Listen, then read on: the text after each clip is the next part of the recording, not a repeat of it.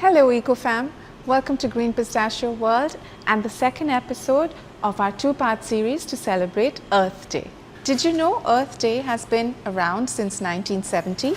That's right, it's older than email, mobile phones and possibly your favorite teacher.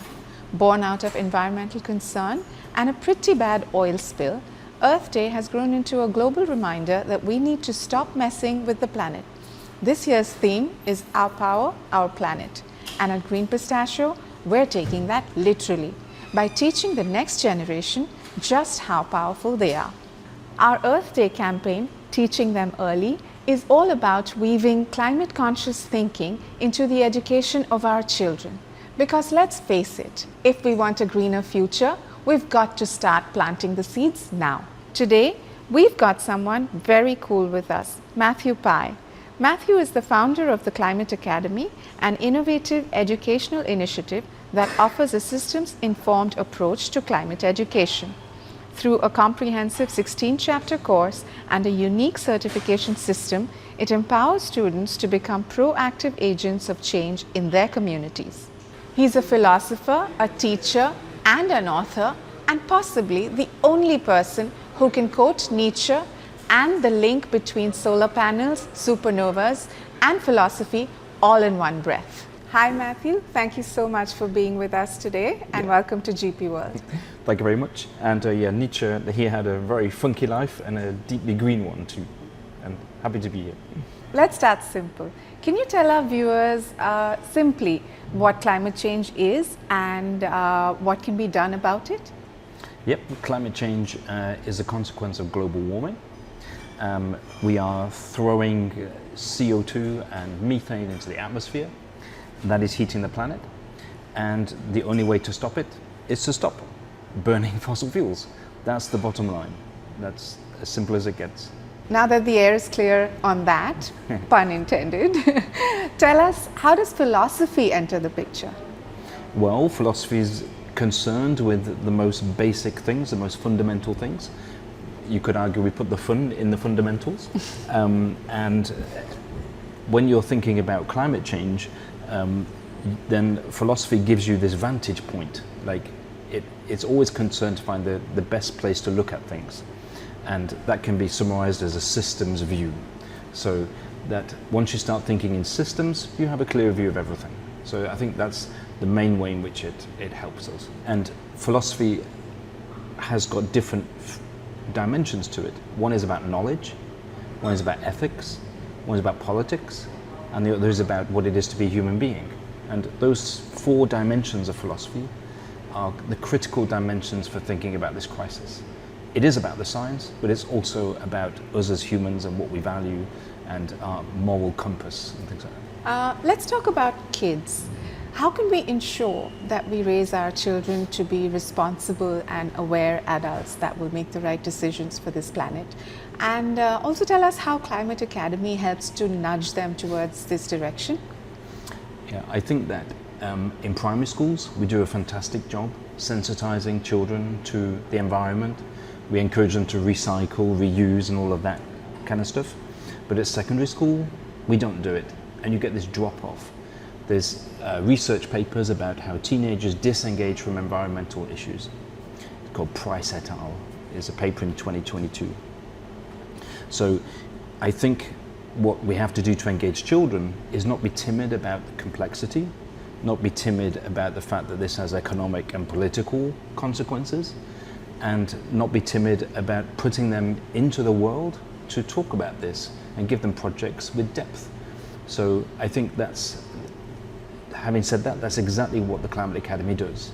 So Climate Academy gives students this systems view, a clear view of the profound nature of the crisis. It's not a superficial problem. You give them that view and then you mobilize them as independent thinkers with a clear view of the science into the public space and get them doing projects like media, like this kind of thing, events and so on. Wow, that actually sounds like fun even for adults. Yeah, in fact, some of the parents who are parents of the Climate Academy students are quite jealous of what they, yeah, their children are up to. Yeah. So parents are jealous. I can completely understand that. What about teachers and what about education? How can we make learning about climate change and climate action less read this and forget it, which tends to be the case with most subjects in school, and more about do this and save the planet in style? How can that change be achieved? I think we have to first of all get over a hump. We have to get students to a level where they understand it at this systems level. And once you do that, you're into things like tipping points, you're into planetary boundaries, you're into all the big issues. And that's much more interesting than what they tend to do in secondary school at the moment, which is this very individual action-based stuff and this very kind of limited, repetitive way in which it happens in schools. So in schools now we have this siloed education system, students behind desks specializing in different things, but we've lost the overview, we've lost the big picture. And climate change is a systems problem. It's a problem which goes across the system. So you need to have a place so they can see it from that systems view. So like I said, you get them over this hump to this systems vantage point, and then they're actually motivated because this is fresh, it's new narratives. Instead of kind of the narratives that you typically get from individual action-based things, you're into narratives with a lot more funky storylines, and they're much more engaging stuff. So that's what secondary education needs to step up. At the moment, there's a massive gap. We basically abandon environmental education at about age 12, and it just ends up in little dots in biology or geography. And we have a generation of illiterate and innumerate people on the climate crisis. Yeah, so it should have a dedicated curriculum, which is what Climate Academy does. Yeah, and the Climate Academy, although I think there's a value in it not being actually in the curriculum. The way you can cook the Climate Academy in different ways, but the way in which I conceived it at the beginning, it's an extracurricular, transdisciplinary view. So it happens outside the classroom, because as soon as you put it inside a classroom, children have their feet under the desk and then they're consumers of material. They're in a sense passive. So the Climate Academy functions best when it's a club, because then it's a different energy, it's a different expectation in their head, and you can have this kind of holistic, more global view of everything. We hope educators everywhere are listening, whether in schools or independent ones. Climate Academy and extracurricular climate education is what older children need today. You're absolutely right. I think what we're teaching children is sort of rather repetitive and very focused on, small changes that they can make, which are great. Yes, they all add up, but at some point it will be time to teach them about the bigger things, Again, also in practical ways. So can you give us some practical tips that are not just, use a bamboo toothbrush or turn off the tap while you're brushing your teeth, but something that's a little bit bigger than that? Yeah, I think there are two things. So just first of all, I agree with you. They should be doing the bamboo toothbrush stuff almost automatically. That's done. That's fixed. We're doing that. So in secondary school, I think there are two things that they can be doing, and I think you have to think in terms of systems. Like, how can you have a systemic leverage? How can you have a systemic impact? And there are two major things. One is the media, and one is law. So through understanding, you can flip the way in which everybody understands a crisis, and through the law you can flip how everybody has to behave about the crisis. So one is about awareness and one is kind of practical. Now I know that's not practical in the sense like make sure your toothbrush is made of bamboo. It's practical in this bigger sense, but that is the most practical thing that we can be doing. The first is to raise awareness to systems level, and the second is to have these systems of regenerative platforms in place so that our systems can be truly different. Because I think if you think as an example of when did human society flip, when did we get these massive whole-scale changes, and you think back to the civil rights movement in the 1950s and 60s, Martin Luther King was not advocating for recycled paper or non-plastic toothbrushes. bamboo toothbrushes in cafes. He was solely focused on legal change. The civil rights movement was about systemic legal change, because he understood, don't fob me off with concessions like that. Right. The eye on the prize was the legal change, and he got that in 9 years, from the first bus boycott to the Civil Rights Act. 9 years. So we can do it, and we just need a few people to be fully engaged and focused, and it can happen. We're sure it can, Yeah. and if we all work together towards it, that's when the magic's going to really happen, right? So Earth Day is just around the corner, and it is a big deal for the planet and Yeah. for people like us who want to make this change happen. So any ideas on how we can enjoy it and advocate for change as well? Yeah. Well, I think before we do the enjoyment bit, let's just emphasize the fact that this day is getting earlier and earlier. So, every year this day gets earlier in the calendar, and that's because we have a capitalist system which insists on growth. And we have to ask questions about that. We have to be brave enough to question the whole system of production and this linear economy, extractive economy, you could argue a colonial economy. We have to ask questions about that. And when you deeply ask questions about that, then you can have fun. Like, not before. Because if you're still having fun in the old paradigm, it's not sustainable.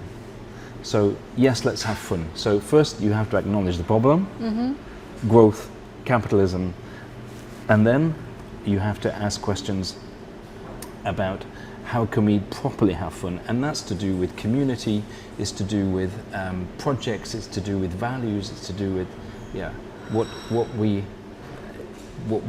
makes us fully human.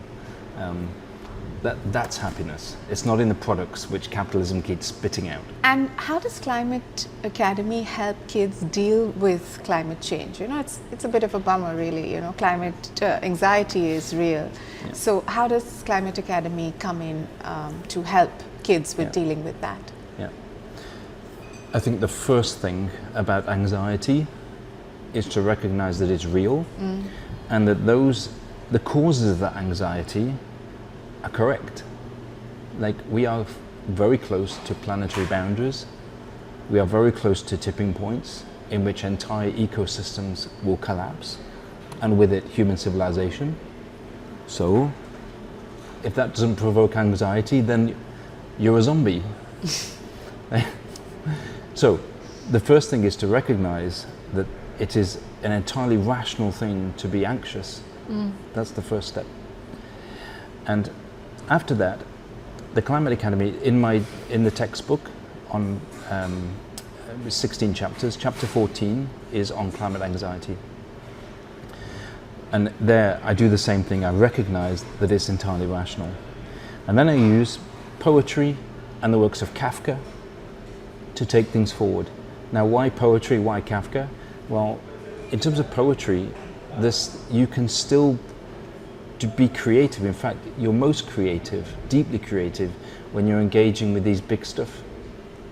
So that's the best poetry often comes out of, like, when you've been dumped by your girlfriend or boyfriend, or this is when we're at our most creative. Yeah. And Kafka, because he uses irony so powerfully. And irony, the beautiful thing about irony is that you can sustain both. You don't have to diminish the problem. You can hold it in its fullness and then do something creative with it, something funny, something absurd, something. And Kafka's a genius at that. So I think those are the kind of two tips for anxiety. And the first one is, as I said, to recognize that it's real. And then the second is to do something creative with it. Great, thank you. That is so helpful, not just for kids, but for adults as well, because sometimes we find ourselves caught in this constant loop of, it's terrible, what can we do? Yeah. Nothing. How can I make a change? I'm just one person. Okay, nothing, and then it just kind of plays on your mind. So these are some really helpful tips for everyone out there who's worried about climate, who wants to make a change, and who wants to take action. So the Climate Academy is totally committed to the truth and totally committed to what is real. And from the outside, you think, well, that's just kind of scary and intimidating. But once you engage with those things, and once you are willing to engage in those complexities and those realities, it's incredible what can emerge. Like, we are creatures, we're humans who are hungry for truth. You know, we're hungry for what is real. And the Climate Academy provides a safe space for that. So it's just rooted in the science of what is correct, what the data says, and then it's unintimidated about what can we do with that. And of course, there's no easy questions to all of these things. This is a super wicked problem, and I don't mean wicked in a way like wicked. Yeah. I mean, it's wicked. Evil. And evil, yeah.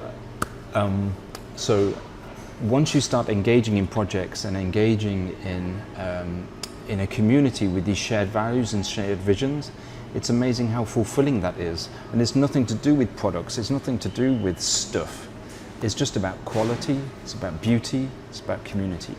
Okay, Matthew, do you have any final message for our Green Pistachio fam out there? Well, it would be wrong if I didn't use a philosopher. So I'm going to use Aristotle, and he talked about the golden mean. And this is the line in the middle between excess and deficiency. And we live in a world of mad excesses, of mad inequality. It's insane. And at the same time, that brings with it deficiency, extreme poverty, and extreme exploitation of the atmosphere, of biodiversity and everything. So we need to find this middle. And that middle is beautiful. I mean, I'm not going to, apparently you're not supposed to teach Aristotle. You're qualified because you're over 30, like me. I mean, sorry Yes, I am, just about. Okay, just about. I mean, it's only small. But, and it would take a long time to talk about Aristotle, but if you keep going on this idea of the golden mean, about having balance and things, then you arrive at a life of quality and of well-being.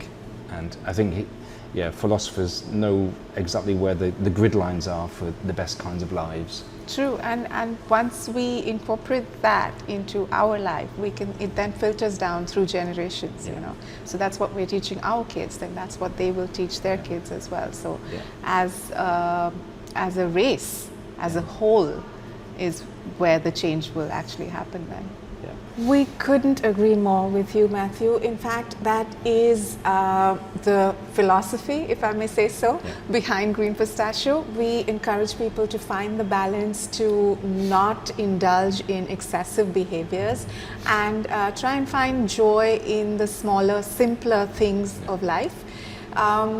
This was a very insightful conversation. Thank you so much, Matthew. Thank you for your time. Thank you for your time, and Happy Earth Day. Happy Earth Day.